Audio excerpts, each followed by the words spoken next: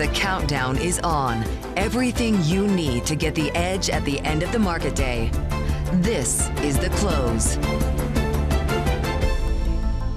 The first jobs Friday in 4 months sparks the strongest Friday performance for the S&P since November. Live from Studio 2 here at Bloomberg headquarters in New York, I'm Romaine Bostick. And I'm Katie Greifeld, kicking you off to closing bell here on this Friday, a busy Friday at that. The S&P 500 higher by about 0.8%. You can see a lot of that strength is coming from big tech. The Nasdaq 100 higher by 1% here. Also highlighting the Dow, that is your relative laggard on the day, higher by about 0.5%. And crude, Romaine, all eyes on what is going on with oil. You can see that NYMEX crude higher by about 2%. A lot to parse today. Of course, Katie, we start with that U.S. jobs data that we got this morning, providing the first clean read on broad employment trends since the government shutdown interrupted the release of that data. And well, it turns out the new data doesn't really change the market narrative much.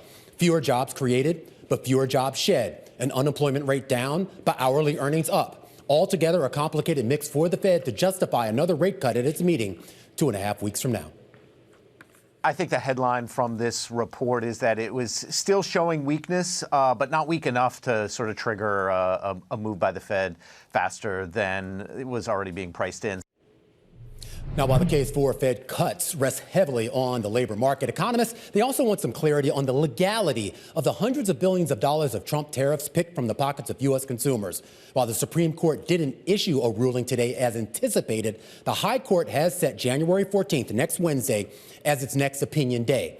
Overturning those tariffs could actually rekindle fiscal concerns and could inject more uncertainty into the economy, blunting any upside from the return levies for companies like Nike, like RH, like Deere, or Caterpillar.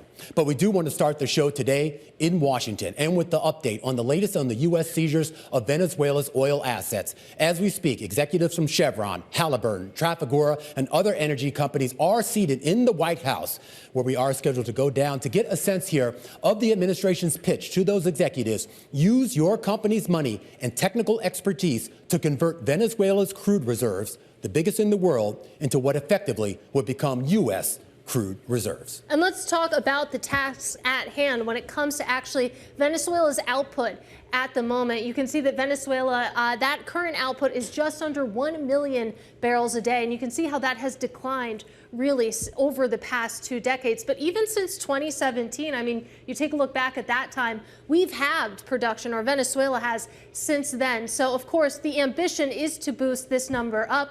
That is the topic of today's conversation in the White House, Romaine. And as we know, our reporting shows oil executives need some assurance when it comes to security and, of course, stability. Yeah, and those executives now at the White House. We are looking at pictures coming out of the White House right now with Vice President J.D. Vance, Stephen Miller, one of the Trump's main advisors. And we are still awaiting for the president as we kick off to the close with Ed Morse. He's a senior advisor and commodities analyst at Hartree Partners and has a lengthy career in the energy sector. Great to have you here, Ed. Good to be with you. What does a rebuilding of Venezuela's infrastructure look like at all? It looks like it's possible. It looks like, one can get back to where things were, and that was at a higher level, but it's going to take a very, very long time and a lot of money. So Venezuela was producing 3.7 million a day. They had plans in place to get to 5.2. The reserves are not the issue. The issue is putting capital in to actually develop them in competition with a lot of reserves around the world that are a lot cheaper. I mean, you've worked for oil and gas companies, you've done a lot of consulting for them in your career. Is there, I guess, a desire by these major oil companies? I mean, everyone talks about the vast reserves there in Venezuela, but there's a reason why, at least as of today, there's really only one American oil company that even had any significant presence there. Do they really want to be there? They want to be there. They've had a more significant presence in the past. And it really is a function of the configuration of the refining structure around the U.S. Gulf Coast. The U.S. Gulf Coast was built for sour crudes, heavy sour crudes from Venezuela and Mexico. They once had an ability to refine 3.5 million barrels a day of those crudes. That's down to virtually nothing from Mexico and nothing from Venezuela now. So yes, they would be inexpensive crudes that they have the machinery in place to really refine and make money on. All right, we're in conversation right now with Ed Morse over at Hartree Partners. He's sticking with us as we have a live shot of the White House, the President of the United States, Donald Trump, walking into the room there. Katie, you see him shaking hands with the various oil executives. We know Exxon, Chevron, Trafigura, quite a few others. There's also some non-Halliburton. There are also some non-U.S. companies there as well, including Italy's biggest oil and gas company and a few others. Yeah, going to be interested to hear from the president and whether or not we hear from the executives as well. And it's not just producers, of course, it's U.S. refiners as well, who do stand to benefit potentially from this move. Let's listen in here as the president kicks off this meeting. By far, I would say, and we're doing tremendous things. Our country is doing very well. You saw the numbers that got released today, yesterday. Deficits cut way, way, way back at levels that nobody's ever seen before, setting records. And the numbers coming into our country are unprecedented, and we're doing really well. We had a situation 3 days ago with Venezuela, and we're getting along extremely well with the people of Venezuela, both the people and the people that are running Venezuela. I just want to thank our military. What they've done is incredible. That was considered unprecedented, to go into a military fort with thousands of soldiers and others, and to come in with 152 planes going every which way, and very rapid speeds and helicopters, and to come out with no deaths and the loss of no equipment. It was pretty amazing. Nobody's seen anything like it. I was called by the leaders of numerous countries. I won't go into which ones, but the biggest and the strongest, and they said that was very impressive. They were all impressed. But today I'm delighted to welcome almost 24 of the biggest and most respected oil and gas executives in the world to the White House. It's an honor to be with them. We have many others that were not able to get in. I said if we had a ballroom, we'd have over 1,000 people. Everybody wanted. I never knew your industry was that big. I never knew you had that many people in your industry. But here we are. And if you, in fact, if you look, come to think of it, well, I got to look at this myself.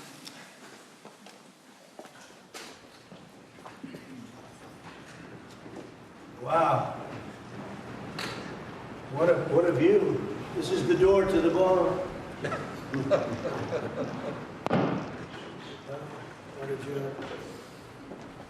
Unusual time to look, but I figure we might as well do it. If the fake news would like to go back and take a look, you can, but you'll see a very big foundation that's moving. We're ahead of schedule in the ballroom and under budget.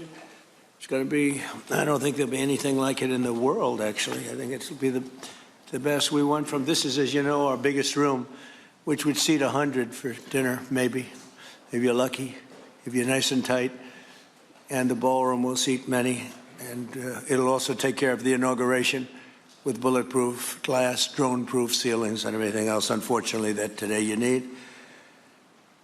So we're going to discuss how these great American companies can help rapidly rebuild Venezuela's dilapidated oil industry and bring millions of barrels of oil production to benefit the United States, the people of Venezuela, and the entire world. And yesterday, the number is 30 million barrels. I can't even, is that a correct number? 30 million barrels. You hear that, Peter? Of oil was given to us by Venezuela. That's a lot of oil. It's about $4 billion worth, and it's on its way to the United States right now. And we want to thank Venezuela for that. And we're working very well with them, obviously, or they wouldn't have been so generous. But they respect us again. They didn't respect us at all before. So that's money that goes to the United States. Some will go to Venezuela, and some will go to the oil companies, but not that, because that's already been extracted. So you're not getting any of that, but when you start extracting, you'll get. But it's tremendous reserves, among the biggest in the world. Some people say it is the biggest in the world. And we're going to be working with Venezuela. We're going to be making the decision as to which oil companies are going to go in that we're going to allow to go in. Going to cut a deal with the companies. We'll probably do that today or very shortly thereafter with Chris and Doug. And we're dealing with the country, so we're empowered to make that deal. And you'll have total safety, total security.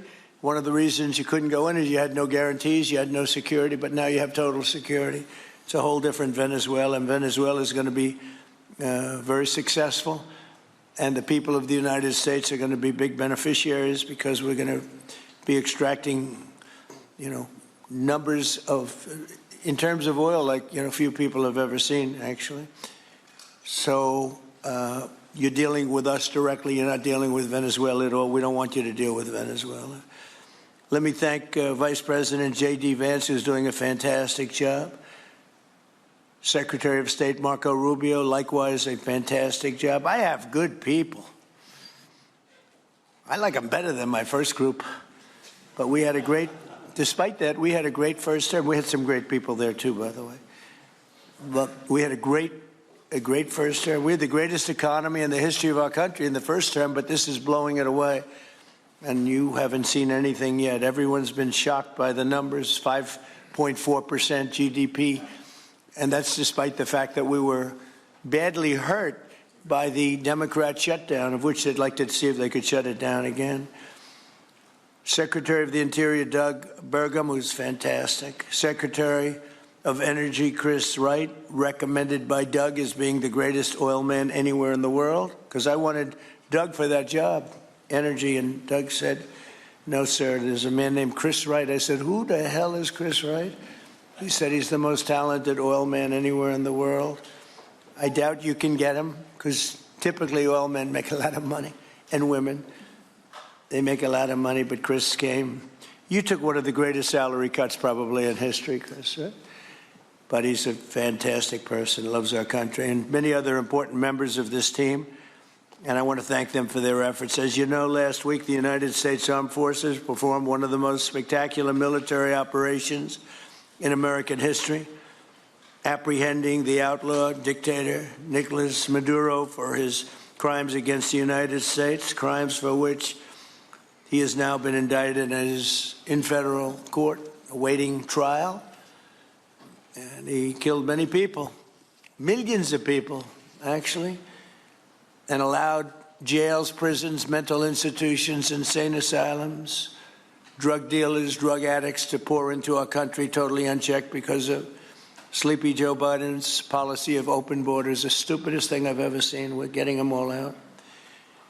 The departure of Maduro makes it possible an incredible future for both nations, Venezuela and the United States, in which we will more closely integrate the economies of two major energy powers in the Western Hemisphere. Energy coming out of Venezuela was very small. One of the things the United States gets out of this will be even lower energy prices. We have people now getting gasoline for $1.99, $1.96, $1.95, $1.92 yesterday, somebody.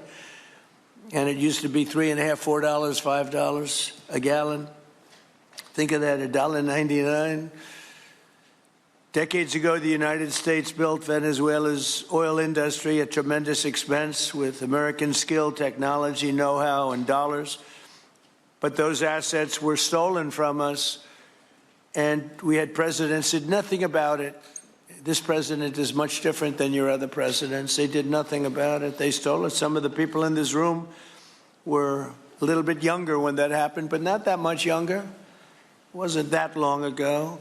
But they stole our assets like we were babies, and the United States did absolutely nothing about it. So now we're doing everything about it. Now we're doing 500% about it, but it's a long time after the act took place. So they stole from us, and it was taken by socialists and communists at the time, and Venezuela was going bad, really bad. And as much oil as they have, they're producing almost nothing, which is just a system. So we're really, if you look at it, we're taking back what was taken from us. They took our oil industry. We built that entire oil industry. Started a long time ago, but they took it and they They were very ungracious to this country, but now they're being very nice. American companies will have the opportunity to rebuild Venezuela's rotting energy infrastructure and eventually increase oil production to levels never, ever seen before. When you add Venezuela and the United States together, we have 55% of the oil in the world. The United States is number one. We have them drilling. Drill, baby, drill was my campaign. And Doug and Chris, I think we're setting records on drilling right now and taking oil without Venezuela. That's how we're getting the oil prices down. The plan is for them to spend, meaning our giant oil companies will be spending at least $100 billion of their money, not the government's money. They don't need government money.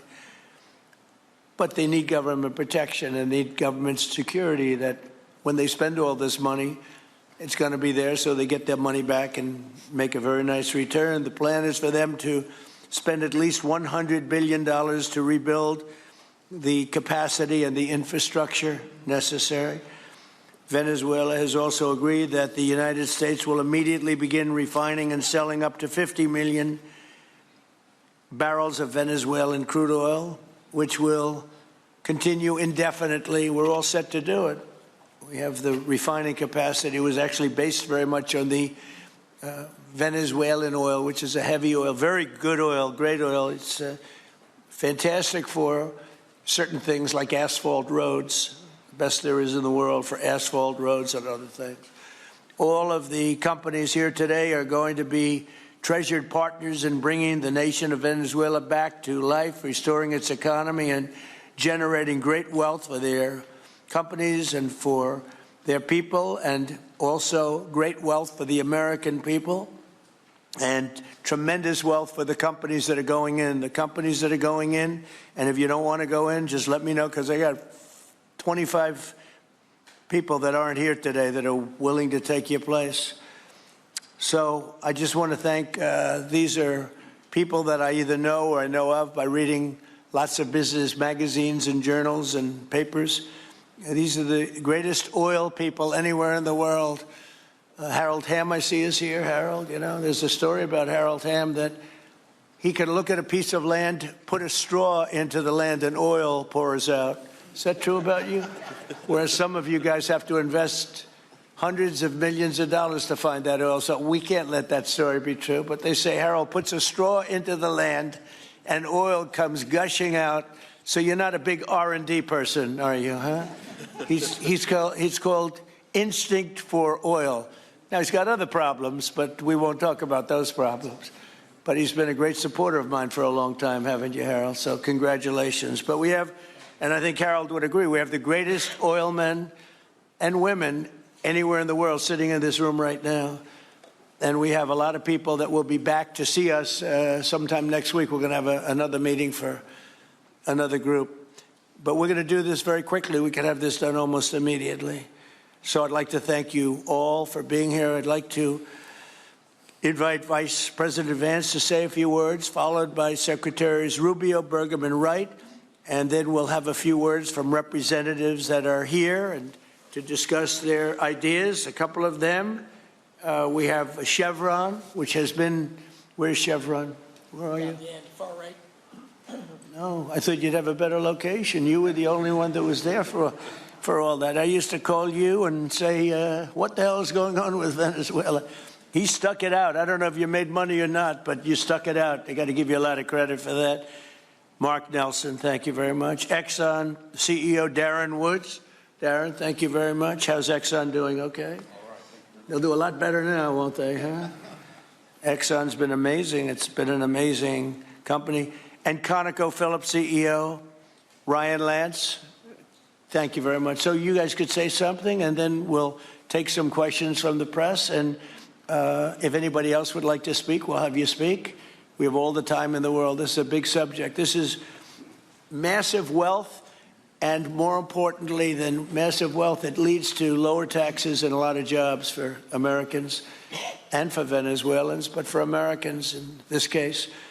And I just, again, appreciate you all being here. And I'd like to ask JD to say a few words, please. Thank you. Thank you, Mr. President. Thanks to everybody for being here. You know, As a Marine Corps veteran for my entire lifetime, presidents, and let's be honest, they were Democrats and Republicans, would send the American military to far-off places. They would get us involved in these endless quagmires. They would lose hundreds or thousands of American lives, and the American people would get nothing out of these misadventures. And now you have an American president who's empowered the American military to stop the flow of drugs into our country and to ensure that we, as opposed to our adversaries, control one of the great energy reserves that exist anywhere in the entire world. And he did it without losing a single American life in the process. It was an amazing operation. It's going to make our country richer. It's going to make our country more powerful. It's going to make our country safer. And it's going to lead to the decline, the further decline of drug overdose deaths in the United States of America. An amazing thing, and I'm happy to be here to talk about how we can make it an even bigger and better operation for the American people. Thank you, sir. Thank you very much. Marco? Thank you, Mr. President. And I think this is a reminder that everything this president does, everything President Trump does, is with the American people in mind. It was not in the national interest or national security of the United States and of our people to have in our own hemisphere a country, not just with vast energy reserves, but controlled by an indicted narco trafficker who flooded our country with illegal immigration, including drug gang members, openly cooperated with drug gangs, and by the way, stole the wealth of that country to fund a repressive regime and also benefit adversaries such as Iran. All of that is now changing. As part of this process, the first phase, of course, is the phase we're in now, which is the stabilization phase. We do not want to see destabilization in the country. We're working very cooperatively with the interim authorities there to provide a market for the sale of the wealth of Venezuela in such a way that benefits the people, both of the United States, but also the people of Venezuela. And as a reminder to everyone, the president announced this just 2 days ago. Every penny, everything they buy with the money that they're making from the oil now, Mr. President, will be bought from America. And that includes everything from equipment for the oil industry to food to medicine and everything in between. The second will be a phase of recovery, and then some of these phases will overlap, and that is to have a normal economy again where the money goes to the benefit of people, not the benefit of our adversaries or the benefit of elements in that country and around the world that are against our interests, at the same time as a process of reconciliation has to happen internally among the different sectors of society and politics and the like. And finally, the third phase, which is the most important of the three, is when the country fully transitions into a normal country that we have strong economic and diplomatic and relations with, that is friendly towards the United States, that's not a foothold for our adversaries, that serves our interests, but also the interests of the people. It'll be a country that is wealthy, a country that is prosperous for the people, not for a handful of criminals, but also a country that is supportive of our interests in the region and throughout the world. And we thank you, Mr. President, and the team you've assembled that have brought us to this point. A lot of work remains, important work, but this is historic. Okay. Thank you very much. Doug? Well, Mr. President, I want to thank you for your leadership, not just as president, but as commander-in-chief. The boldness, the execution, the breathtakingly precise work that you've delivered both in Iran back in June and here has changed the field for the whole world. And you always ran about the idea of peace and prosperity. And in Venezuela, as you know, this was a playground for every bad actor in the world. We had Russians, Iran, terror groups, all of them profiting from this criminal organization that was pretending to run the country. That makes America safer. You've secured the border. We're stopping the flow of drugs. And now with the normalization of relationships on an economic basis, it's going to mean tremendously for the prosperity of the American people. So I just want to say again, congratulations to you and to the entire leadership team. It's been an amazing, historic week on the scale of things that we haven't seen perhaps for 125 years in terms of the U.S. Exerting its influence over Latin America in a way that's going to make a change for generations. And on behalf of all the oil executives that are here today, Chris and I want to say thank you to all of you.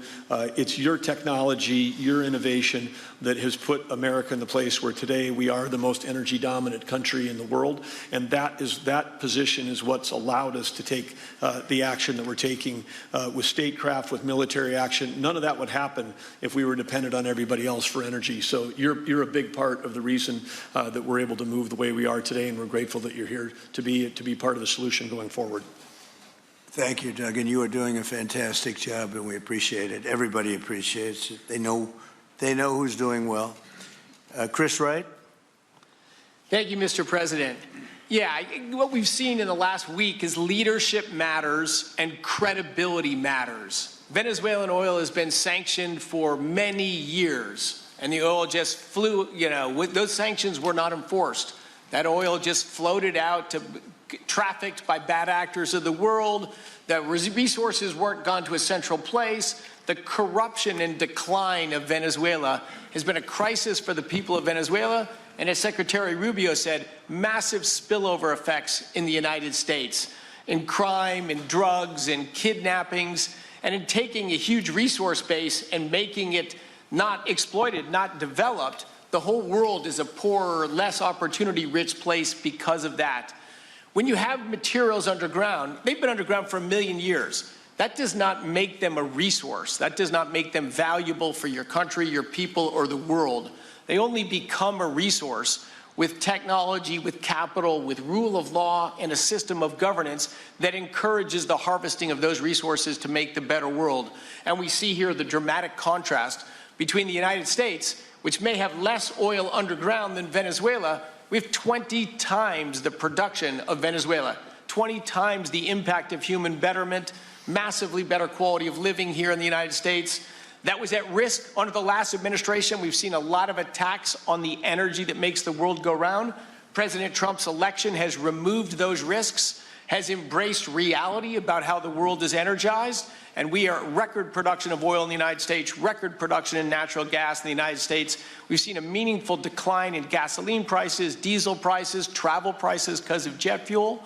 And now President Trump is taking the genius of a different way to try to solve a 25-year festering problem in Venezuela, that all the traditional things have not worked, but ordering both a tremendous military operation to remove the heads of a criminal organization masquerading as a government, and then to use the power of our military, not to fire bullets, but to stop the flow of Venezuelan oil to the world, immediately gave us leverage over the interim authorities in Venezuela and has allowed us to be in this position today where the actions of this government can massively improve Venezuela for the better, and the bigger impact is to massively improve the quality of life, affordability, safety, and security of the United States. Very proud to be here. And we'll turn it over to Mark Nelson, who's the vice chairman of Chevron. Chevron has been in Venezuela for over 100 years, continuously. Mike Wirth, the CEO, had a knee replacement recently. He's not here. Mark is a tremendous leader in our industry, and I'll turn it over to him. Thank you, Secretary Wright. Again, I'll send Mike Wirth's regrets. He really wanted to be here, Mr. President. Right. Great guy. On his behalf, I have 3 very quick thank yous and an assurance I'd like to provide you all. The first thank you, Mr. President, is to you. It's thank you for convening this gathering. It's thank you for your leadership, and thank you for continuing to keep American energy domination in the forefront. So thank you for that. Thank you very much. The second thank you actually is to the cabinet. So Secretary Rubio, Secretary Burgum, Secretary Wright, your ability and commitment to continue to engage with the parties around the table to keep the world working is greatly appreciated. So thank you for that. And the final thank you actually would go to our Venezuelan employees of Chevron. They have been working tirelessly to operate safely, protect the environment in country, and their dedication and skill will help us in this next chapter. And finally, I'll close with the assurance. For more than a century, Chevron has been a part of Venezuela's past. We are certainly committed to its present, and we very much look forward as a proud American company to help it build a better future. And so, Mr. President, thank you for your leadership. You really suffered there. You stuck it out. A lot of people left. A lot of big companies left. Many of the people sitting at this table left because of the safety risk and other risks. But you stuck it out. And right now we are listening to President Donald Trump at the White House. convening the meeting of oil and gas executives. Romaine Bostic here alongside Katie Greifeld. This is the close. We just heard from the vice chair of Chevron, Mark Nelson. They're doing round robins around the table. We heard from Marco Rubio, of course, Secretary of State. His comments are probably some of the more illuminating, saying that this isn't just about the infrastructure build of Venezuela's oil industry, that basically that anything that Venezuela buys, at least in this interim period, is going to be American products. That includes equipment, food, medicine, etc. But of course, the real prize here is what happens to the oil and gas infrastructure there, and whether those men, and they are, at least for right now, all men sitting around that table, going to be able to get that infrastructure back up to something profitable. Yeah, I thought those comments by Rubio were particularly interesting to get more clarity on, what the administration meant when they said that Venezuela was going to be buying U.S. products. As you mentioned, he went through a laundry list there. A lot of interesting comments, though, from the president and others on the future of the Venezuelan oil industry, what they would like the future to be, talking about, these big numbers that the oil executives in America have to invest, but of course we haven't seen any firm commitments yet. And I'll bring back in Ed Morse now. And Ed, you've been listening along with us to this press conference so far. And again, you think about the ambitions here. You heard it from the president. I wonder how close you think that is to reality and what that timeline, if possible, could look like. So we haven't heard what's going to incentivize these companies to come back in. There's a lot at risk. The basic factor at risk is, what is the future of the Venezuelan government? Who's going to be there to govern? We have limited control over that. The next is, what happens to guarantee that the $100 billion that the president was talking about is going to be forthcoming? Who is going to confront that risk? And we don't know the answer to how the government is going to assuage that. What are the guarantees going to be? What are the incentives going to be? So we have a long way to go. And in any event, it will take a long time. It may take a shorter amount of time to get the production up by a couple 100,000 barrels a day. A couple of 100,000 barrels a day don't matter in terms of global balances. What really matters is the longer-term plan. That longer-term plan, which won't be implemented until after President Trump's 4-year time horizon is over. So we have to wait and see what the government's going to offer. Well, it was interesting to hear President Trump say that the U.S. oil companies will deal with the U.S. directly, not with Caracas. But to your point that, we've heard assurances recently, just now from the president, when it comes to securities. We haven't heard about incentives of coming in and investing. But let's say that, the U.S. is able to increase Venezuela's oil output. What would be the potential opportunity cost of not getting involved? So there would be a potential cost, and that has to do with what you expect Venezuelan oil production could be in a world that is producing 104 million barrels a day, basically, in terms of the product that comes out of the crude. So Venezuela is currently at 1 million a day. The objective is to get back to that 3.5, 3.7. That's a significant increase.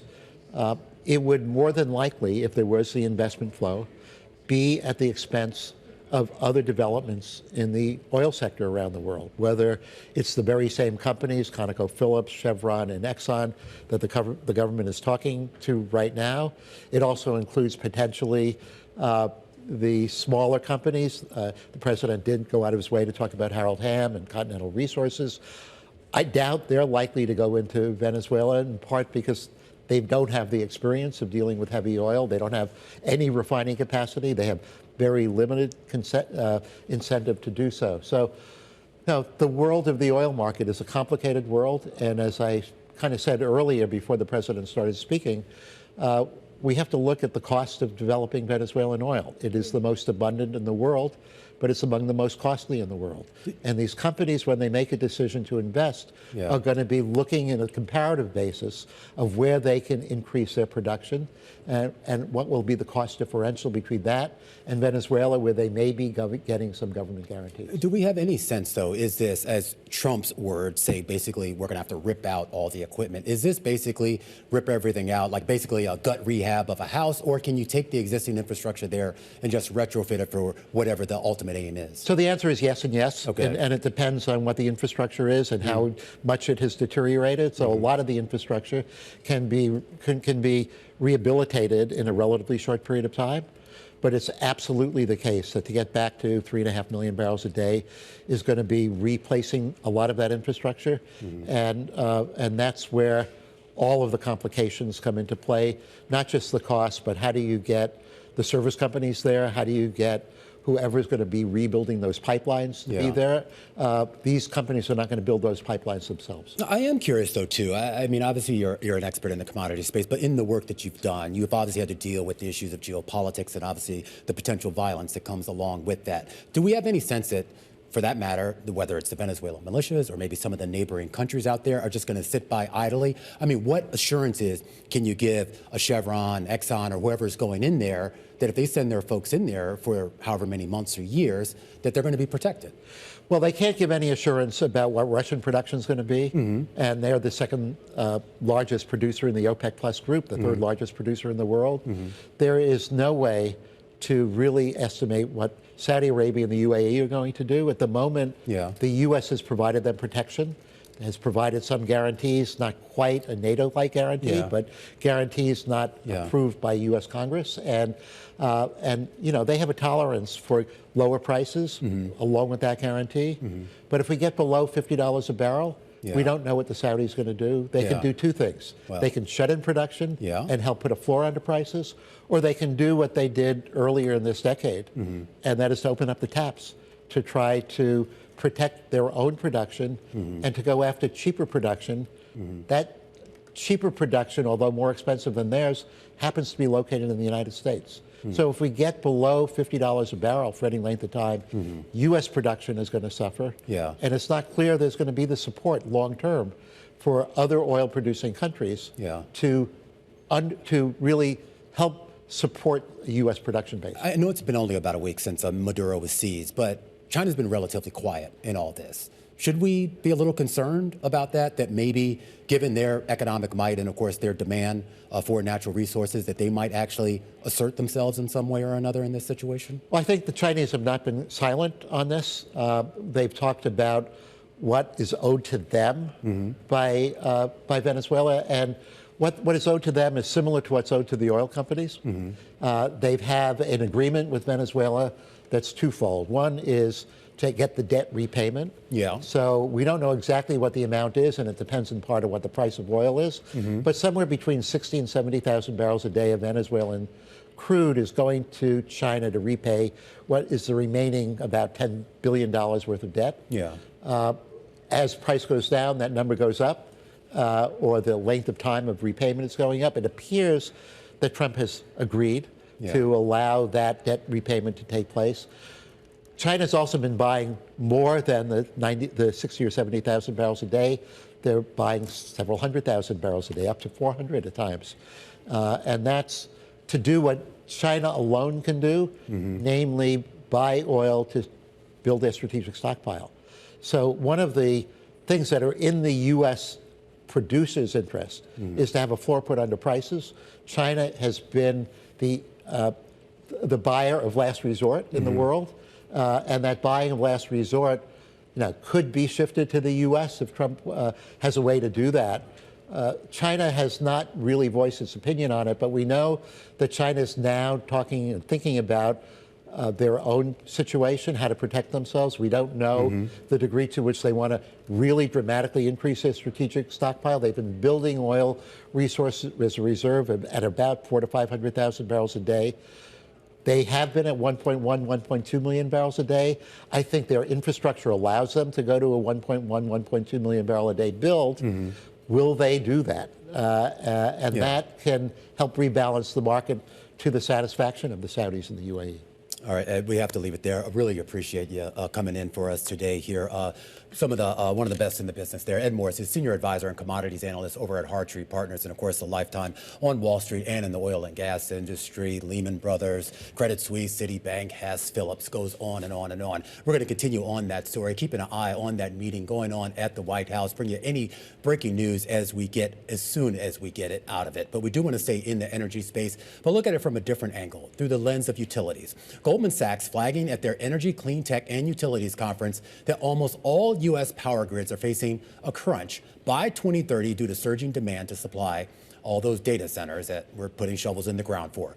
Carly Davenport joins us right now, equity analyst over at Goldman Sachs, to talk a little bit more about that. Carly, great to see you here. Thanks for having me. I saw 2030 on there, but I think this is already a 2026 issue, at least if you believe what we've already heard from a lot of local communities with regards to what they're seeing with increases in wholesale rates and some concerns that we're going to continue to see those increases unabated unless something happens. Yeah, this was a big topic of conversation at our energy conference we just came off of down in South Florida. And I think there's no question that the demand is real. We're seeing the inflection in power demand already happening. And, when we look at the state of the power grid and the balances of supply demand, it's very regional. It depends on where specifically you're located. And the same goes for your point on affordability.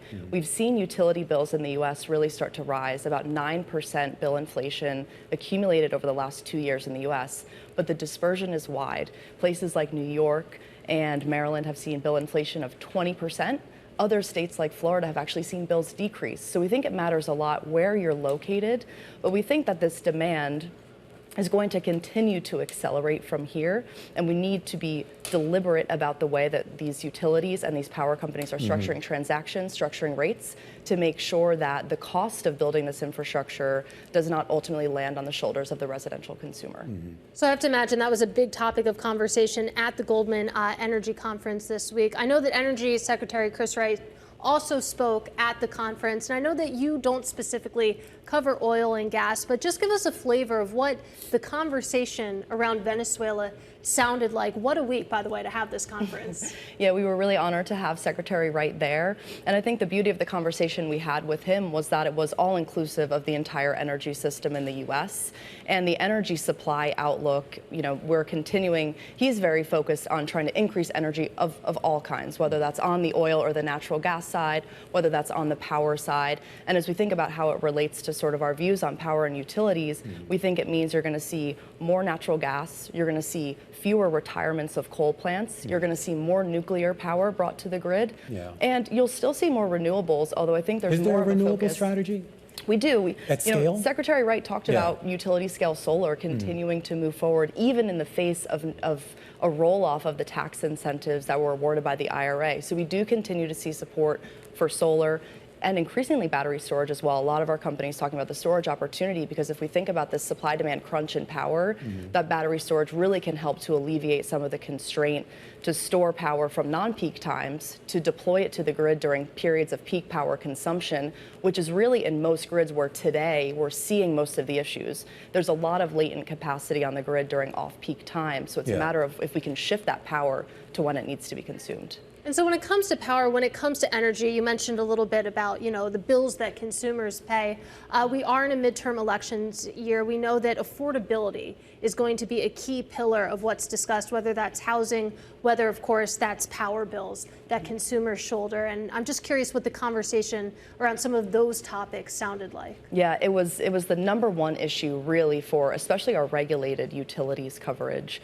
And as you mentioned, there's a large election slate this year. 36 different states have gubernatorial elections this year. And when we overlay the gubernatorial election slate with the bill inflation that we've seen across different states in the U.S., there are a couple of places where we are concerned. And we don't know what the election makeups look like in every state, but we've been highlighting concern in places like PJM, a couple of states there, whether that's Maryland, Illinois, Ohio, Pennsylvania, all have elections this year, all have seen elevated bill inflation relative to other states in the U.S. And even some places in the Southeast, like Georgia, has seen increasing bill inflation. We've seen some turnover on the Utility Commission there already this year from elections. So there's a couple of states that we think bear watching. But do you see anything potentially arresting that? Meaning, will we see any sort of intervention, if not by the federal government or the local government, to maybe start to cap those rates? I know we've had a couple of votes on that already, certainly with PJM out here in the Northeast, but that's still few and far in between. And we've even heard from some of the data center operators themselves, or the ones that want to operate, that they're a little concerned about moving forward with these projects unless they have some firm commitments as to dealing with these disparities in power generation. It is a really key issue, and we think that we've been encouraged by what we've seen so far on progress. A number of states and a number of utilities have proposed special tariffs and special rate structures to basically make sure that we're shifting costs in a way that does not continue to put put burden on the residential customer. I think that a lot of these large load customers are willing to pay their fair share. It's a matter of making sure that the structure is there to allocate costs in that way. So we are encouraged by the progress. As you mentioned, PJM has been really the center of this debate, and we've seen capacity prices, continue to clear at the FERC mandated cap. That was a topic at the conference. We think that the consensus is that cap gets extended further, and the purpose of that is to try to arrest the implications on the customer bill. Well, Carly, we really appreciate you taking the time on this Friday to wrap up that conference. That is Carly Davenport. She is equity analyst over at Goldman Sachs. Meanwhile, coming out of that White House meeting that President Trump is having with some of the oil major executives, we heard from Exxon CEO Darren Woods speaking at the White House. He said that Exxon is ready to put a team on the ground in Venezuela, but Exxon needs durable investment protections in Venezuela, and also that there needs to be, again, those protections, those assurances from the government. President Trump did say to the Exxon CEO that we want speed and quality, and this also headline crossing, Exxon can start assessments in Venezuela within weeks. Again, that as Exxon CEO Darren Woods speaking. All right, we do want to make a little bit of a pivot here. We are going to get back to the story of the day, which is energy, but that actually wasn't going to be the story of the day. It was going to be the resumption of regular reports from the federal government on the state of the U.S. labor market. Remember, that 6 weeks government shutdown effectively sort of skewed the data, if you will. The first clean report that we've gotten in 4 months, well, it showed non-farm payrolls rising by a less than expected 50,000 in December. That's on brand for a slower, more cautious year in the U.S. labor market. There were some other numbers in there with regards to the participation rate, the long-term unemployment rate, and of course, some of the disparities that we continue to see when it comes to women and minorities. Our next guest closely tracks the economic impact of demographic shifts in that data, and her latest research shows that last year, quote, subprimed the U.S. workforce and left particularly black women at a disadvantage. Katica Roy joins us right now. She's the CEO of Pipeline and a leading economist in this space. Katica, great to have you here. Before we get deeper into the issues specifically on the demographic side, I do just want to get your general reaction to the 50,000 print, the downward revisions from the previous months, and what, if at all, that says about the actual true state of this labor market.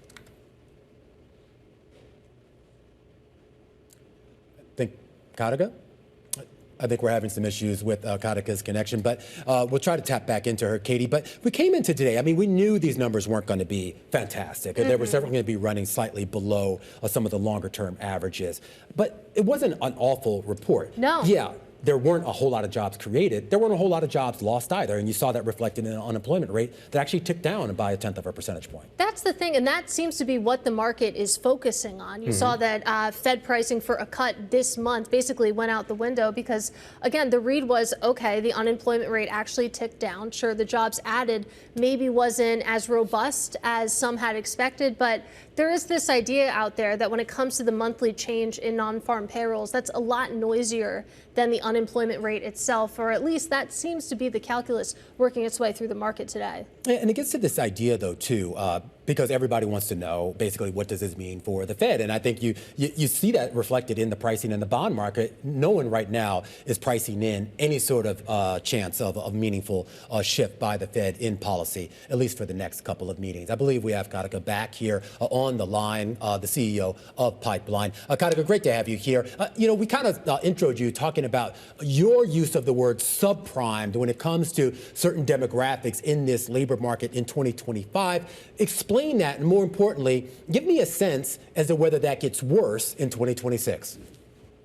Yes, well, that's exactly what we're seeing, right? So we saw that black women, their unemployment, we basically surgically removed them from the middle class. Their unemployment rate climbed 31 times greater than white men. And we've actually seen a swing from a job surplus a year ago to a deficit. And it's over 1.6 million jobs that have basically been erased. And so that 2025 economic resilience was bought on credit, and it is coming due in 2026.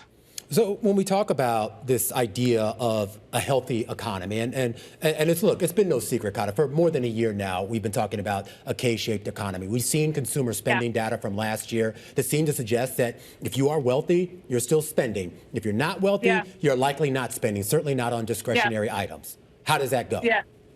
Well, and that's actually getting worse. So I'll give you a preview of my next Fortune byline, which talks about this, because we've seen about 80% of consumer spending growth coming from about 20% of, of consumers. And actually, the bottom end of that 20% is starting to crack. We are moving from a K-shaped economy to a barbell economy, where that middle class is getting thinner and more scarce. And we've seen some of that softening for companies like Target and Starbucks that really targeted that demographic. And the largest growth that Walmart is seeing is from people who earn $100,000 or more. You're talking about a gentrification of the basket.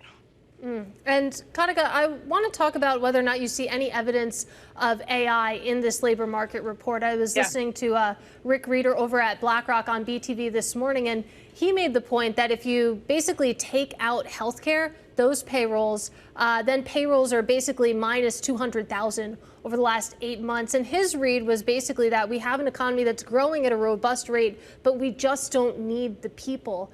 And I wonder what that says to you. Well, what we've seen from an artificial intelligence perspective is that we've eliminated at least 150,000 jobs and up to 1 million jobs due to AI efficiency. We've seen 66% of the Fortune 500 say that they're not hiring because it makes them more efficient, but the numbers don't actually vet that out. What it shows is that will juice basically the quarterly earnings for a couple of quarters, but it really is at the expense of long-term growth. What we actually need is augmentation, not just automation.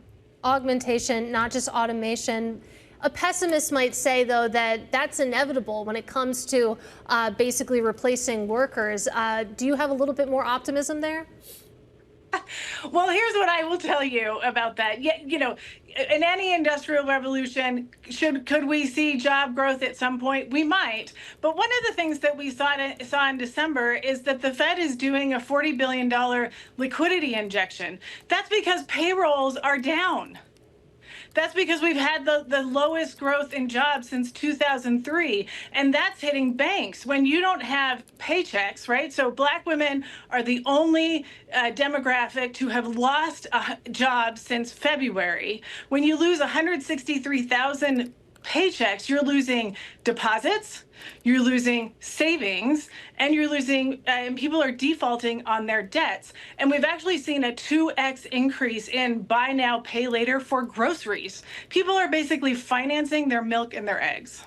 Well, yeah, I mean, and it gets to this idea, though, too, Katica. I mean, I know a lot of the work you've done over the years is not just talking about these problems, but finding ways to address them. Yeah. And I am curious that when you look at the current policies, not just what's coming out of the White House itself, but some of the legislative policies out of Congress, as well as the state and the local government, is that being addressed? No. And actually what we're seeing is that what the policy that's happening is actually making this worse. Right. So we have seen that the policies that we have put in place have made it such that, for instance, we've seen almost 300,000 federal jobs be erased in 2025. Historically, federal jobs were a secure place for Black people, but in particularly Black women to enter the middle class and begin to have economic stability and security and grow generational wealth. They were disproportionately impacted by those federal cuts. So they made up at the beginning of 2025 about 12% of federal payrolls, but they were about 33% of the cuts.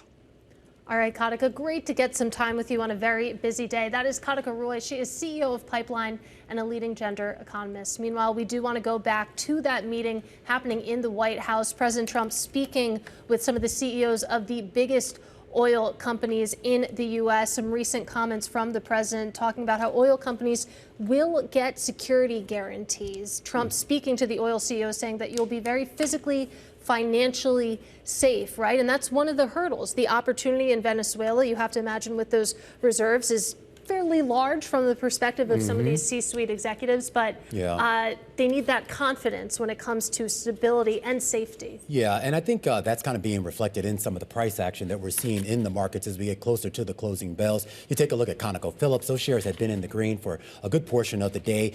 During this particular meeting going on right now, those shares took a nice dive lower and now in the red here. You have other refiners like Valero and Phillips 66, which of course had rallied initially earlier this week on the prospect that this would actually be good for them. Those shares are down, though we do see Chevron and Halliburton and SLB holding on to some of their gains. Crude oil, Brent crude, holding at $63 a barrel. Yeah, it's an interesting point on the refiners because we also heard from President Trump that the U.S. Will be handling the refining. We know that the heavy oil that is in Venezuela is particularly suited to U.S. refiners, but to your point, you're not necessarily seeing that enthusiasm, at least at this moment, in some of the share prices. All right, we do want to check in on the broader market outside of just the energy space here, because you do have a Dow Jones Industrial Average up about 0.5%, headed towards a record high. An S&P 500 up 0.7%. Poised to close today at a record high. And look at this, the Russell 2000 up more than 21 points or 0.8%, setting up for what could be, at the close, another record high, and more importantly, one of its biggest outperformances on a weekly basis relative to the S&P since August. Joining us right now to count down to those closing bells, which are just about 5 minutes away, is John Belton, Portfolio Manager and Managing Director for Growth Portfolios at Gabelli Funds. And John, I do want to start off with this yin-yang between small and large caps. You are a growth portfolio manager. Usually when we have you on, we talk about those mega cap, big tech names that have been the main drivers of the rally over the last 3 years. But I am curious if you see any real meaningful shift by investors to, I guess, to companies with slightly lower valuations, meaning potentially mid caps and small caps. Yeah. Hey, Romain, how's it going? Good to see you. So there has been this big broadening out trade that's been playing out in the market over the last few months, particularly over the last several weeks. And I think today's payroll report sort of gives some, lends some credence to the thesis that's been driving that trade. And I think, what the market has started to price in is a nice sort of reacceleration of economic growth, which should broaden out the index's earnings growth beyond that Mag 7 group. So I think if you take the Mag 7 compared to the S&P 500, or let's go Mag 6 excluding Tesla, it's about 30% of the benchmark, contributed about 70% of the earnings growth last year. I think if you look at current consensus estimates for 26, implies that the Mag 6 is only going to contribute something like 45% of the earnings growth. So that means those companies are, by the way, still very healthy. But what it means is the rest of the index, the rest of the market, the rest of the economy is starting to improve. So as that goes, does that become a rising tide lifts all boats, or is this going to still be a bifurcated market? Well, I think, it's a complicated question because there's so many different sectors, so many different types of companies. But I think by and large, sticking with the Mag 6 to start with, the fundamentals there still remain really strong. And the valuations there are really not all that stretched, relatively cheap versus history, not even that expensive versus the rest of the market. So I still think those companies are good holdings. But I do think this catch-up trade, this broadening out trade, probably does have legs, particularly if you start to get a rebound in some of the sectors of the economy that have been struggling over the last, couple of years at least. So things like manufacturing, things like, parts of the consumer economy, capital markets be another area. So, yeah, I think the broadening out trade probably still does have legs, even if the Mag 6 are still, by and large, healthy. Well, I want to talk a little bit, John, more specifically about small caps, because I track ETF flows pretty closely. And it was interesting. If you zero in on just small cap equity ETFs listed in the U.S., they saw their first annual outflow since 2011 last year. And then you take a look year to date, those funds have lost $1.2 billion, even though you have had this very solid outperformance by these smaller companies. And I wonder what you make of that, because this feels like a case where flows aren't necessarily following performance. Yeah, I think small cap as an asset class, it can be hard to make judgments on it just by looking at an index or an ETF. I mean, for a couple of reasons. One is there's there's inevitably going to be some fallen angels in that benchmark. So companies that used to be mid cap that are now small cap, those companies are clearly likely struggling. But I do think for small caps, lower interest rates should be a tailwind. A lot of those companies, have variable rate debt. Also, lower interest rates should spark M&A, which is obviously a big tailwind for small cap stocks. And then just back to the discussion on the economic outlook, broadening out of the economy, of economic growth, also should favor small caps. So I think the outlook for small caps still seems decent to me. But yeah, just hard to, judge flows data and the asset class by just looking at the index. Well, you mentioned that, rate cuts, lowered rates would be a tailwind for some of these smaller companies. How necessary is that, though? Because you take a look at the pricing today in the wake of that jobs report that we got this morning, the unemployment rate ticking down a little bit. Bets on a Fed rate cut, we don't have the first one penciled in until mid-year. And when it comes to this month, again, those bets have all been but removed, John, at this point. Right. So, I manage more large cap strategies, so probably can't speak with too much expertise on the impact of lower rates on small cap company fundamentals. But look, I do think right now we're at a point where at least interest rate volatility has subsided. I think that is a positive. That is sparking a resumption in M&A activity in corporate actions. And I think that is, by and large, a positive for the stock market in general. So, yeah, I think lower interest rates, the market will benefit from. I wouldn't say the market necessarily needs to keep grinding higher from here.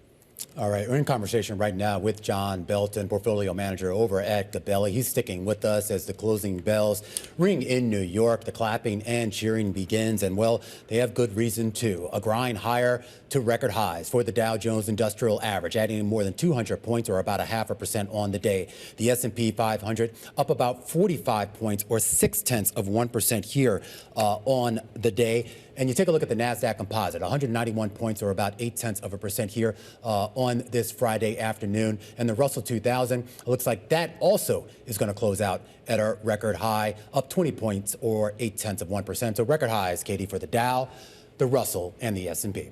Yeah, pretty interesting to see so many records hit in one day.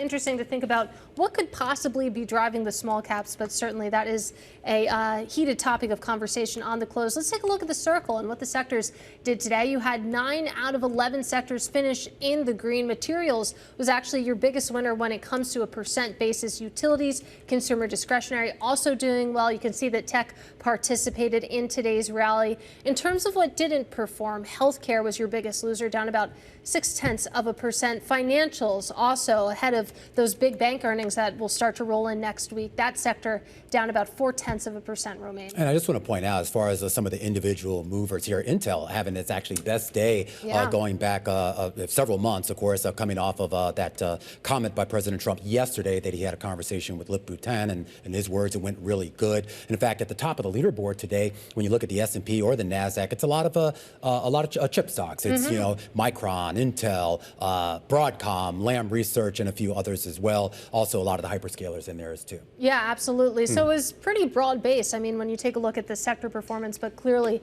some of those chip stocks ran away with it. Yeah, and I just have to mention before we go, my producer John, we got to mention SanDisk. Oh, have you been keeping an eye on this stock? I knew that you were, so. I am fascinated by this. A 13% run up in the stock today to another record high. This stock has been on a tear. Yeah. I'm not quick enough to do the math here, but basically the stock is basically, tripled just in the last, few months here. Good thing you've got your eye on it. You and I'm sure dozens of others. All right. Well, let's bring John Belton back. Maybe he is a little better at math than I am. John, weigh in here because we talk about the AI trade, the tech trade, and of course, for months, for years, it was all about NVIDIA, maybe Microsoft and a couple others. But we've seen these memory chip makers just completely just take off and start soaring over the last few weeks here. I assume that's tied, right, to this idea of that AI build out? Right. I think, it's funny. The market loves stories where there's obvious supply constraints, especially in terms of this AI trade. That first became obvious with NVIDIA. I believe it was something around the third quarter of 2023 when NVIDIA just shocked the market. Maybe it was a little bit before that, but shocked the market and made very clear that, orders had massively inflected way beyond expectations. Demand was just coming so fast and they were not able to crank out as much product as the market wanted.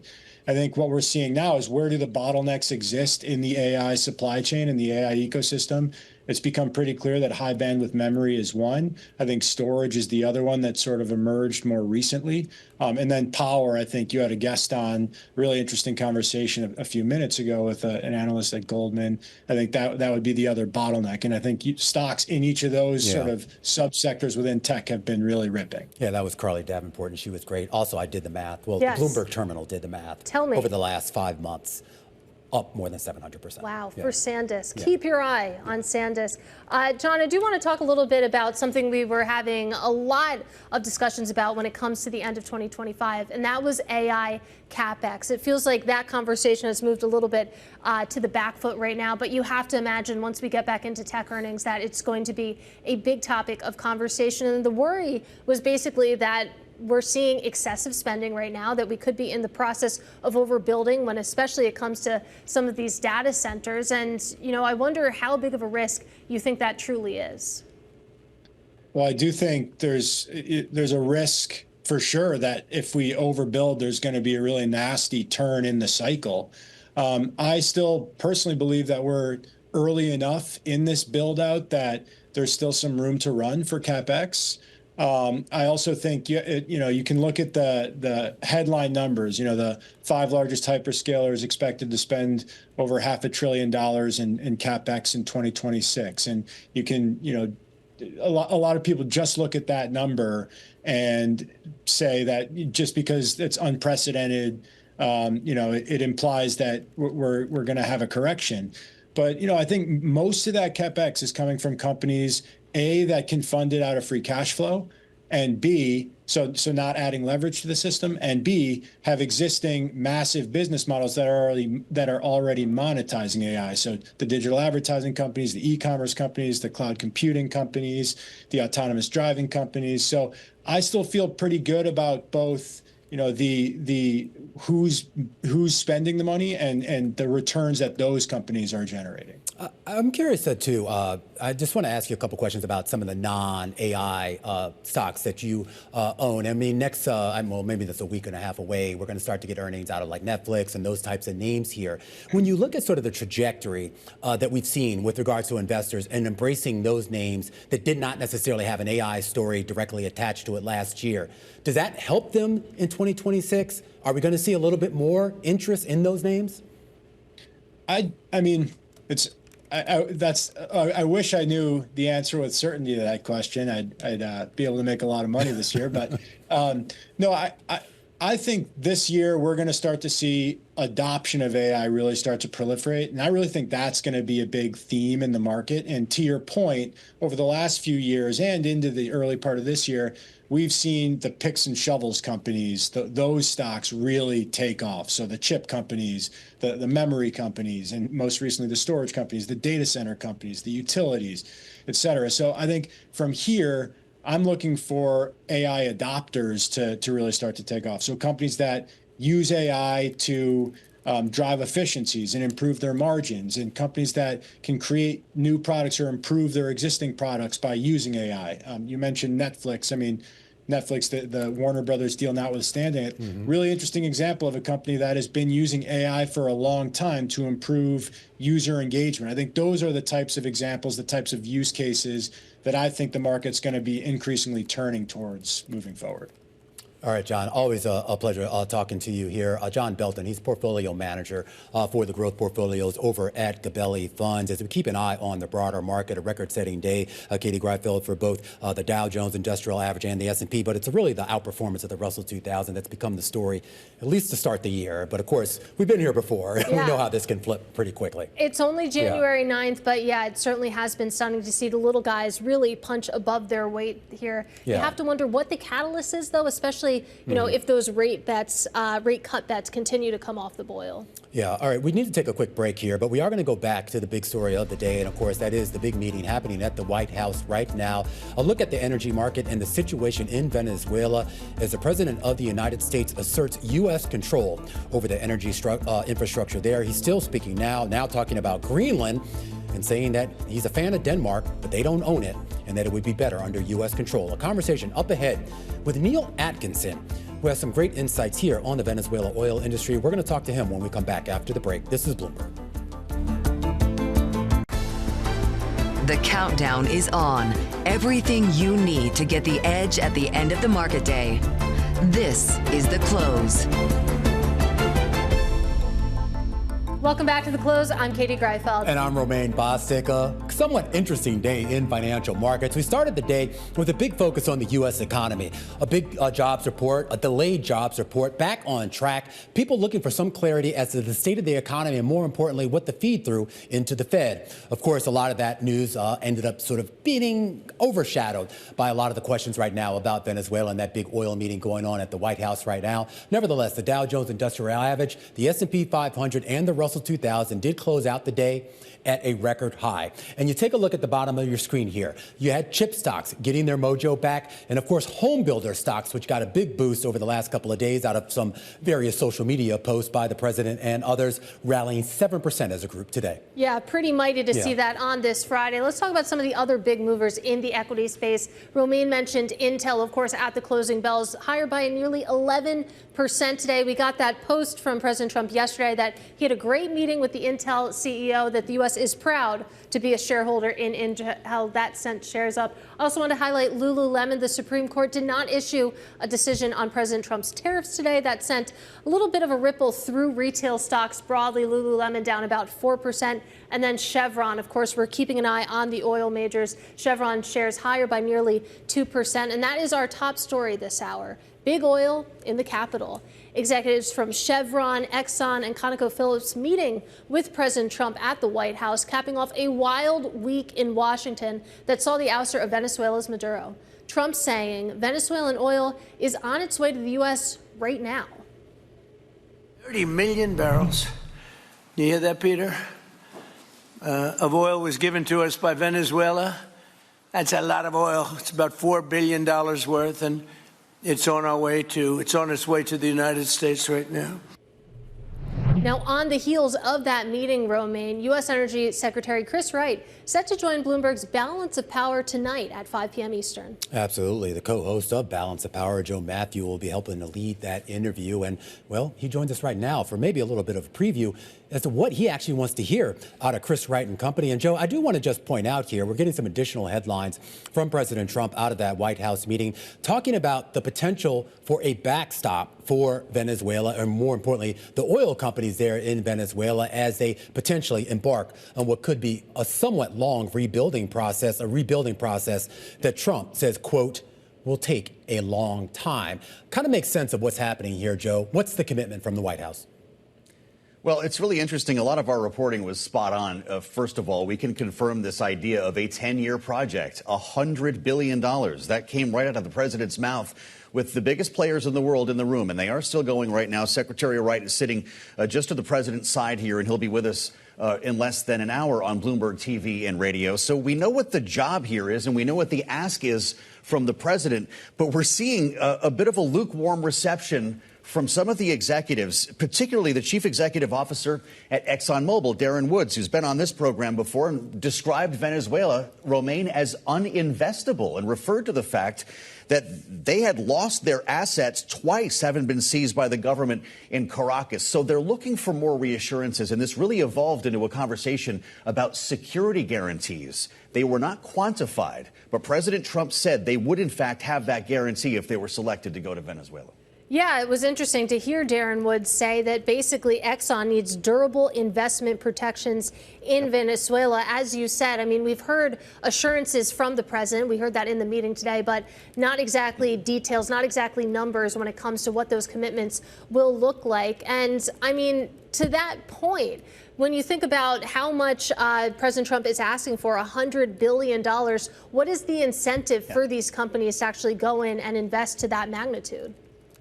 Well, that's the big question that we're going to be asking the secretary. Are you asking these companies to work more and make less, essentially? What is the promised return? And if this is a 10-year project, what happens when this administration is over? Could there be a different president with a very different idea? Or could there be a different government in Caracas? As far as those security guarantees go, guys, think about the conversation we've been having about executive security since the killing of the CEO at United Health. My gosh, you're going to go into a very dangerous place to do business in Venezuela. Would this be a private security contract? Would it be a military operation? All those questions. Can I just stop you there for a second, Joe? Because when they started this media event today, J.D. Vance, the vice president, spoke, and he started praising the president, and he kind of praised the operation in Venezuela, but he kind of couched it in this idea that, you know, this isn't going to be a long-term quagmire like we saw in Iraq and Afghanistan or Vietnam or some of the other areas that the U.S. has gone into, that this is basically a clean operation. We've done it, and now we've moved on. But when we start, like, as you point out, this idea of a multi-year process, I am a little confused as to how that gets done without the full-throated support of U.S. military troops to ensure the safety of the people working there. Well, that's right. And you think back to the contractors who needed that kind of protection in Iraq, for instance, when Halliburton was on the ground and Blackwater was in the country. Look, we're hearing stories, Romaine, about roving bands of militias. The streets in many areas of Caracas throughout Venezuela are not safe. And if you're going to be taking, dozens or hundreds of workers down there, this is a huge part of the calculation, never mind just making money on what you're pulling out of the ground. All right, Joe, really appreciate the context there. That is Bloomberg's Joe Mathieu. Make sure to catch his interview with Energy Secretary Chris Wright today at 5 p.m. Eastern. But coming up on this program, more from Trump's energy meeting in D.C. with Neil Atkinson. He is former head of oil at the IEA. That conversation next. This is The Close on Bloomberg.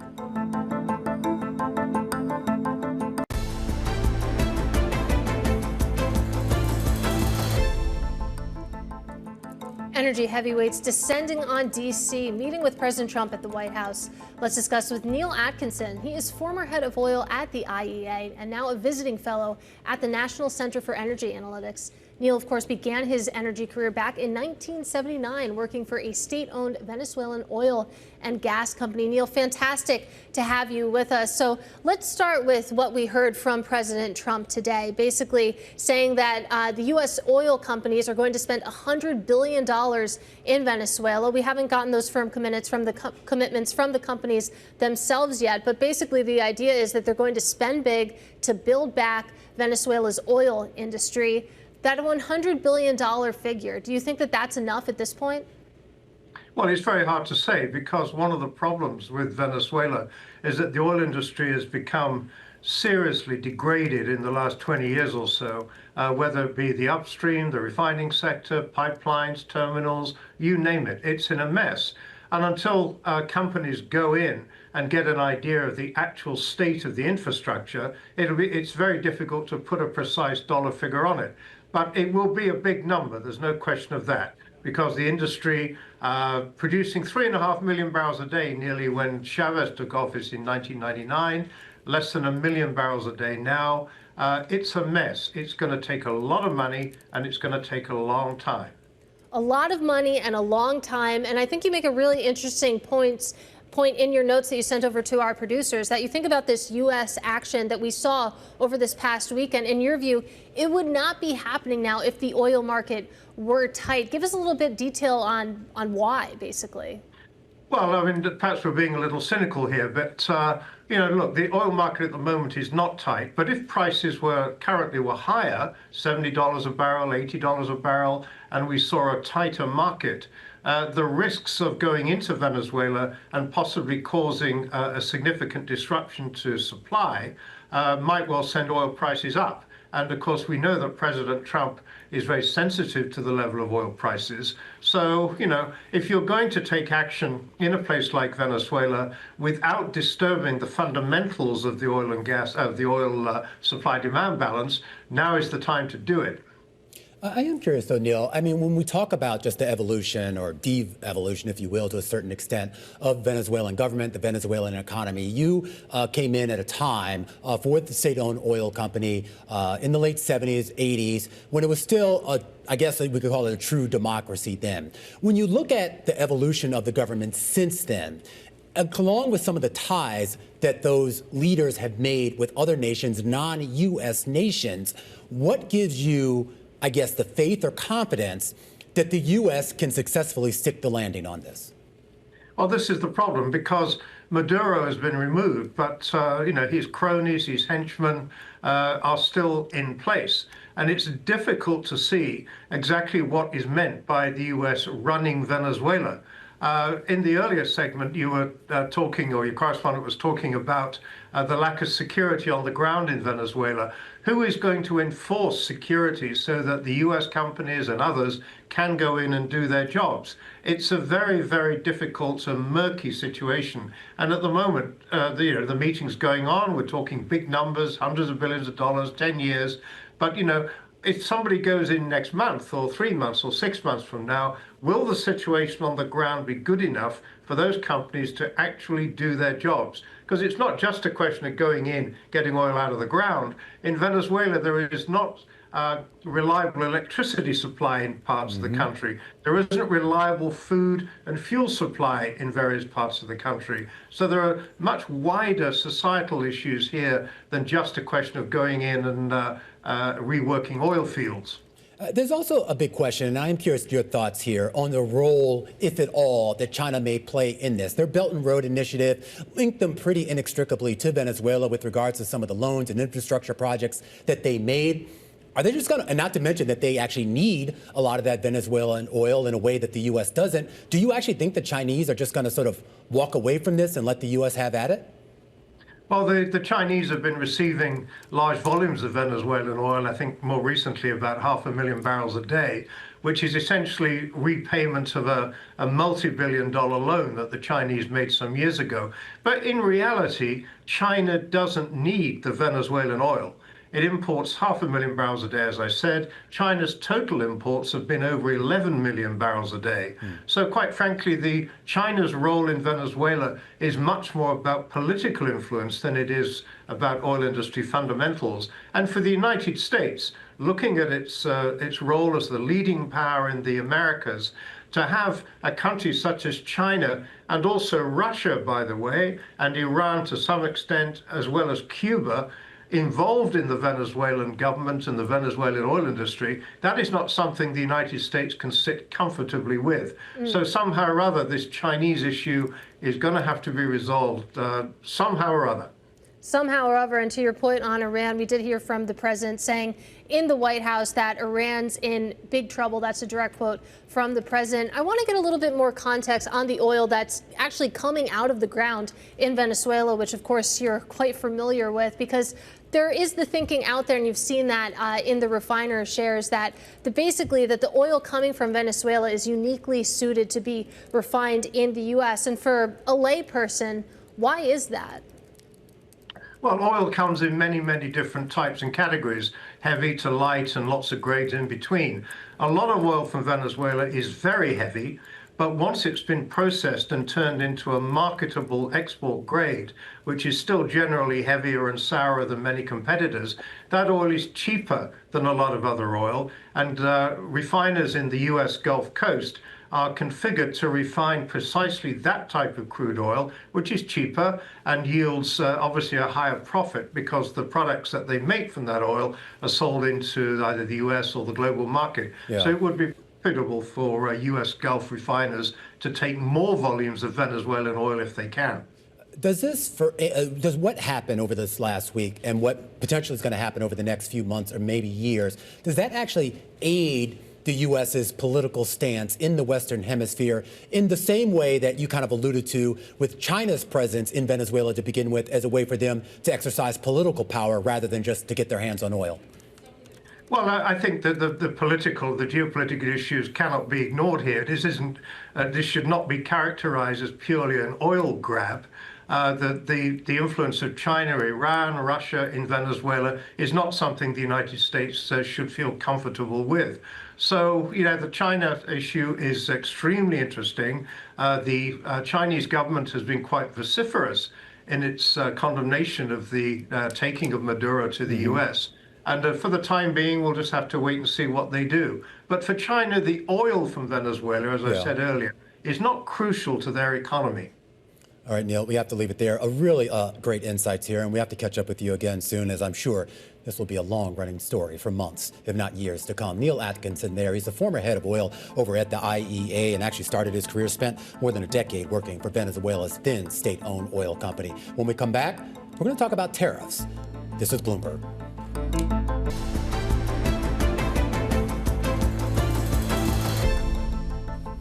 All right, we're keeping an eye on the U.S. Supreme Court. We are awaiting potentially a ruling over the next few days on whether some of the tariffs that Trump imposed over the past year were done illegally.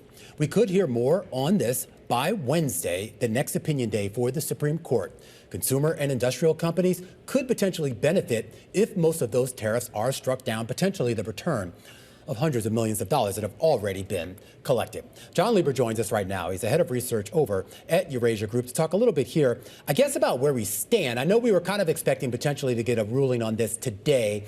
Now all eyes are on January 15th, next Wednesday. I am curious if we do get a ruling that says the IEEPA tariffs were implemented in a way that was not consistent with the law, John, what is the next step after that?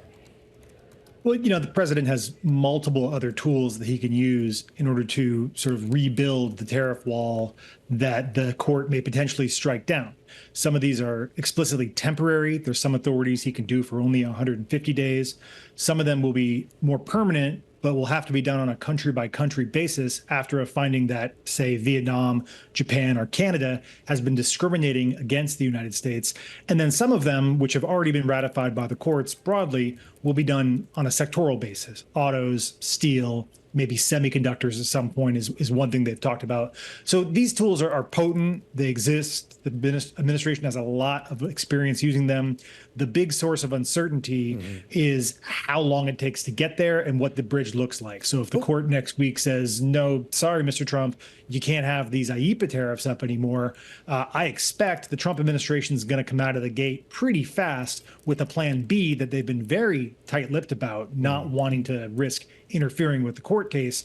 And when that plan B comes out, I think it's going to be most, but not all, of the existing tariffs will be replaced by these other tools. Well, how quickly will we get that? Because you used the word uncertainty there. And one thing we've talked a lot about with corporate CEOs and other executives on this program, particularly towards the end of the year, was the idea that there was some clarity. There was some certainty. They may not have liked the tariffs, but at least they knew what they were relative to where we were at the start of 2025 when nobody knew what the heck was going on. Are we going to be looking at a few months of 2026 where we're kind of back to where we were in the first few months of 2025?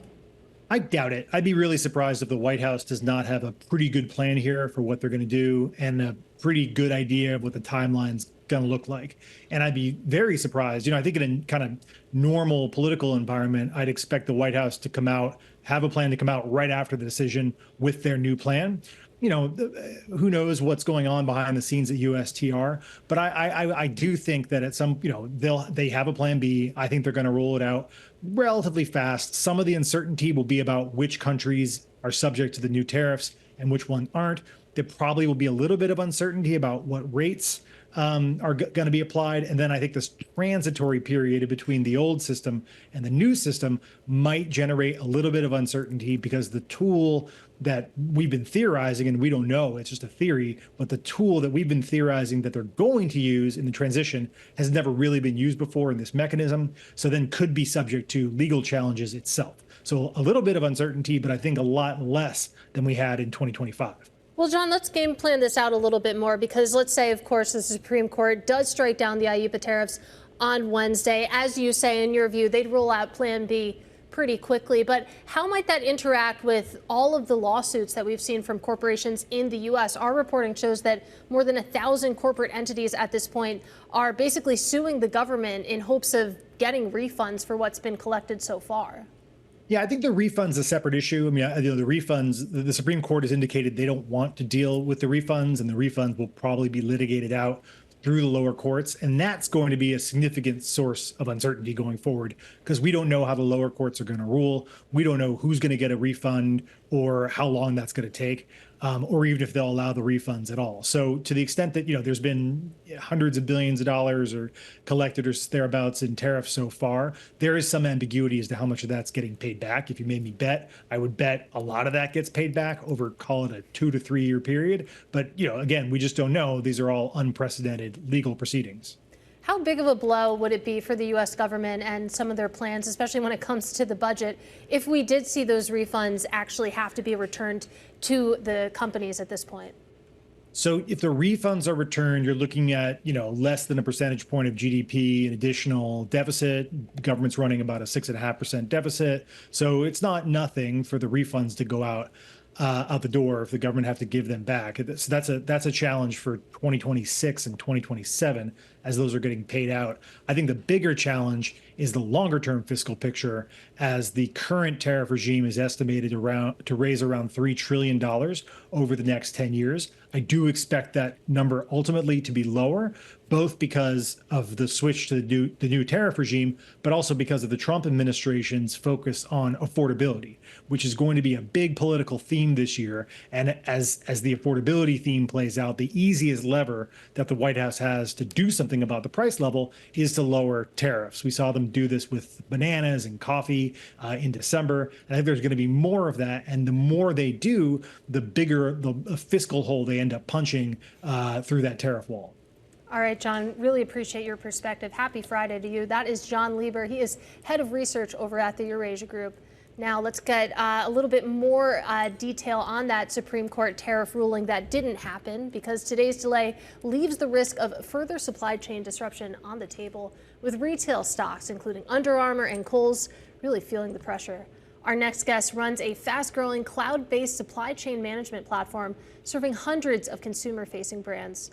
Joining us live is Stord CEO Sean Henry. Sean, great to have you with us. So, first of all, set the scene for us. As I mentioned, you work with many, many brands here. When you think back to April, Liberation Day, when a lot of these ructions started happening, the back and forth we've seen since then, what impact has that had on some of the companies that you work with? Yeah, great to be here. And as you know, Stord supports over $10 billion of commerce. And so we have a great seat into what is happening with frontline consumers and brands. And really what 2025 and now leading into 2026 showed us and showed merchants of all sizes is that disruption has to become the expectation. Over the last 5 years since COVID, there's been constant changes, whether it was COVID and the pandemic itself, whether it was ensuing strikes that occurred across different parcel providers, changing interest rates, wars breaking out in multiple countries, now the situation going on in Venezuela. It's really shown that independent brands need trusted, dynamic fulfillment networks backed by technology so that they can compete, whereas the retail giants have that scale, have that pricing power, have the flexibility to react to these shocks. A lot of independent businesses do not. And so Stord has really been focused on scaling up for this moment and for these brands. We've migrated over $500 million of commerce into the United States that was fulfilling from outside, shipping in using de minimis, 321, IMEX, other exceptions. And we've been scaling our network both domestically and internationally to support, just this week announcing the acquisition of Shipwire, adding in over 12 additional fulfillment centers globally into the Stord network. Well, Sean, you mentioned the shocks, and I focused on retail stocks in my introduction to you. But from what you've seen, I mean, can you really concentrate it to one single industry or one specific sector that has been impacted disproportionately? A lot of it has been around different apparel, footwear, home goods categories. These are a lot of categories that were specifically leveraging a lot of these different tariff, sometimes considered loopholes or just different rulings that enabled them to hold inventory in Canada, in Mexico, in China, other locations, and ship it straight from outside the U.S. directly to your doorstep while avoiding tariffs, while avoiding taxes. Now, a lot of those brands had to react when all the way back in December of 2024, the Mexican president signed away some of their exemption. Then, as you mentioned, in April with Liberation Day, the U.S. signed away some of our laws around it. Canada and other countries have done the same.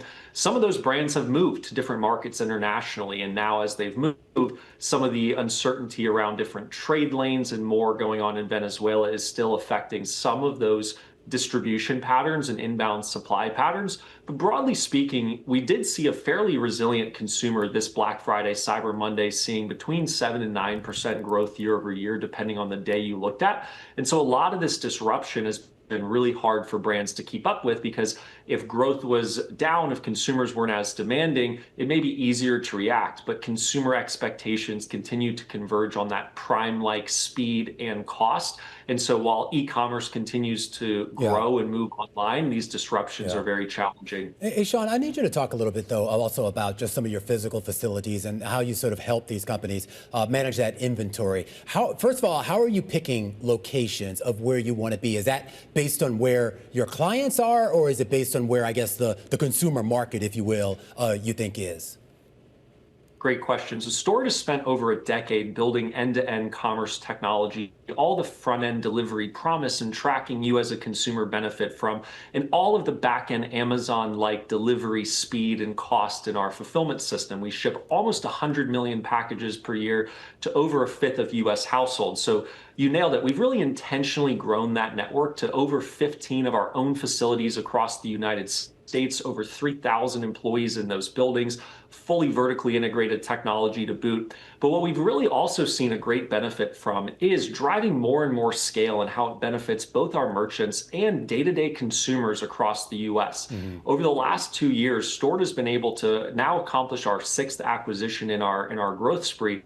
But more importantly, this acquisition of Shipwire from Siva Logistics cements a partnership with a global leader in Siva Logistics. And you also saw over the last 18 months Stord buy Where2Go, a division of UPS, by a facility in Hebron, Kentucky, a division out of Pitney Bowes. And so we've been able to create partnerships with these incumbent giants, Pitney Bowes, Siva, UPS, and infuse our technology into assets they once had to provide that prime-like fulfillment for our brands. And so what I'm proud of and what our team at Stord is doing is enabling all these independent merchants to get that same order now, get it in 1 day, 2 days, as the retail giants can, which ultimately makes independent merchants and businesses that much more competitive. All right, Sean, got to leave it there. Great to catch up with you. Sean Henry there is the CEO over at Stord. And just a reminder here, the next opinion day for the U.S. Supreme Court will be on Wednesday, January 15th. People anticipating potentially that we do get a ruling on those IEEPA tariffs. Yeah, it's going to be interesting to see what actually or what doesn't come down. But let's take a quick look at how some of the ETFs in the market performed on the week. We start with SPY. You can see they're rallying by about 1.6% on the week. You go down to the bottom, the Qs, that tracks the NASDAQ 100 up by about 2.2% on the week. And then the Russell 2000, as measured by IWM, higher by 4.6% this week. Romaine, it's just breathtaking to watch these small caps rip. Not exactly seeing a lot of love when it comes to flows, though, which I talk all about in my ETF IQ newsletter. Have you published that? I did publish it. It hit the wire. What's it about today? The headline is "Small Caps Are Crushing It. Investors Still Hate Them." You can subscribe at Bloomberg.com/ETF IQ newsletter. This is The Close on Bloomberg.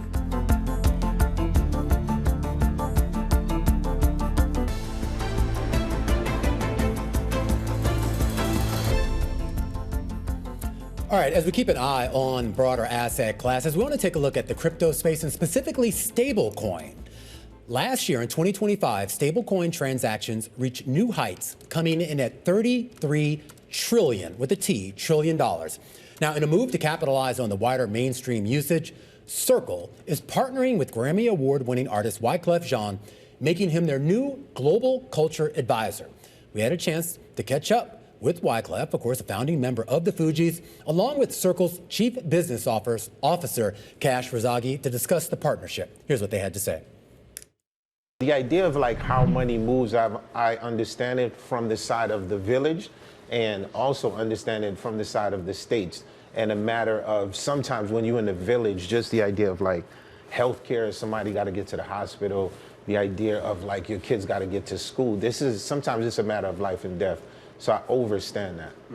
And so, Kash, I'd love to hear your perspective as well as, bringing in a figure such as Wyclef. You think about celebrity endorsements and partnerships in crypto. We've seen this before, but what does Wyclef bring to Circle? Working with Wyclef, it's really centered around two important ideas. Number one, Wyclef has felt this himself growing up in Haiti, but also in his travels around the world. He understands intimately the challenges that people face in accessing financial tools. So it's native to him. He understands it. This isn't just a marketing ploy. And number two, he has a global audience that respect him, that trust him, that believe him. And so this is about storytelling, initiating conversations with a global community around what digital tools, digital asset tools, and blockchain technology and stablecoins like USDC can actually bring to them. So it made a whole lot of sense, and there's no better person to partner with to really go after this mission. Well, Wyclef, to that point, I mean, Romain brought up that you're no stranger when it comes to fintech and digital banking, but you think about crypto overall, it is such a broad church at this point. What is the appeal? What attracted you to stablecoins in particular? Again, I think we talked about Haiti, but also talked about my influences in America and talk about my influences in the world. As someone who has constantly fought for the idea of a world that's borderless, right? The idea of people can get to economic freedom. For me, I just feel that language, it just breaks that barrier. The same thing that I did with music. Think about it. Like, you could take a song like Hips Don't Lie, that it's borderless, right? And so what if we could get that same message through stablecoin? Does the Clarity Act in the U.S. that's working its way through the U.S. Congress right now, assuming that does actually make it through Congress and onto the president's desk and is signed, does that help Circle or does that hinder it? We believe that regulation helps Circle largely because we have been acting as though we have been regulated from the day we were founded. So we absolutely are a fan of more regulation, the right kind of regulation, and our team is working with local government officials and federal officials all the time. And so we're quite optimistic about the Clarity Act. I just want to briefly, though, on that issue, and this is more towards Wyclef, the idea of celebrity endorsements. As you know, a couple of years ago, there was a lot of concern about some of the celebrity endorsements of more straightforward crypto, like Bitcoin and other coins as well. Was that a concern at all with regards to entering into this partnership? No, I think that the word that you referring to endorsement, I don't look at this as an endorsement. I look at it as a real partnership. And the idea is you have to, the same way that the music side of me, I guess this is introducing y'all to the business side. So I'm not coming from this from the point of view of not understanding, or it's another celebrity endorsement. I'm coming from this as someone who's a past candidate of trying to be president of my country. I'm coming from this as someone who was from a place where 80% is living on less than $1 a day, right? So I'm someone who's coming from not just the music side, but from the side of working on trying to change policies and making the world a better place. Well, Wyclef, I really like this distinction that you made, that this isn't an endorsement. Rather, you're joining as global cultural advisor. And I was taking a look at the press release. You talk about co-creating storytelling and also new community activations as part of this role. Can you give us a sense of what you have planned? Well, I mean, what I have planned is similar to my music, right? So, I always like to refer to records that people know. Let's go to Maria, Maria. She remind me of a West Side Story, A very simple story. What's that story? It's a story of a family that's about to get evicted. And, how do they keep their home, right?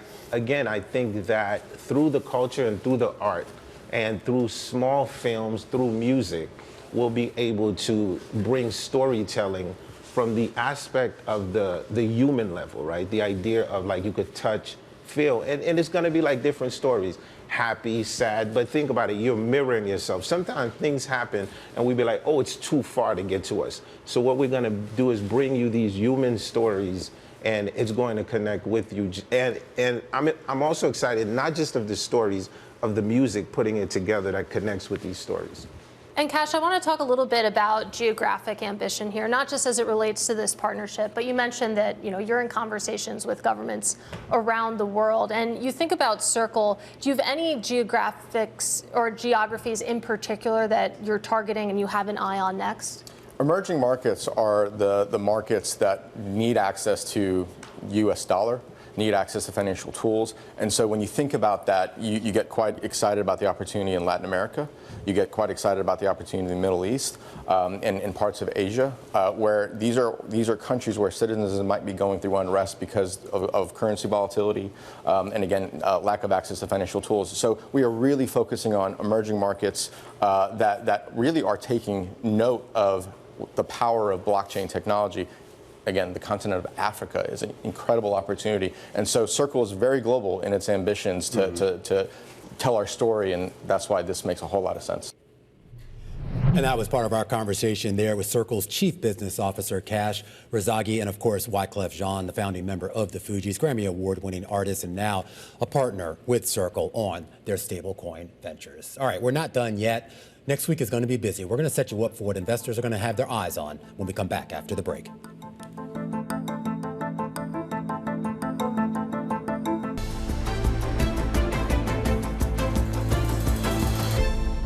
A busy week for global financial markets, and next week could be even busier. We start off on Monday with a big focus on healthcare. Yeah, I am so psyched. I'm going to JP Morgan's annual healthcare conference kicking off in San Francisco. Going to have conversations with Eli Lilly, Pfizer, Novo Nordisk. So going to be talking a lot about GLP-1s, Romaine, but certainly there's a lot to talk about when it comes to pharma right now. Absolutely. We're going to spend a lot of time next week on that. Don't forget, on Tuesday, we are going to get the first clean update on the U.S.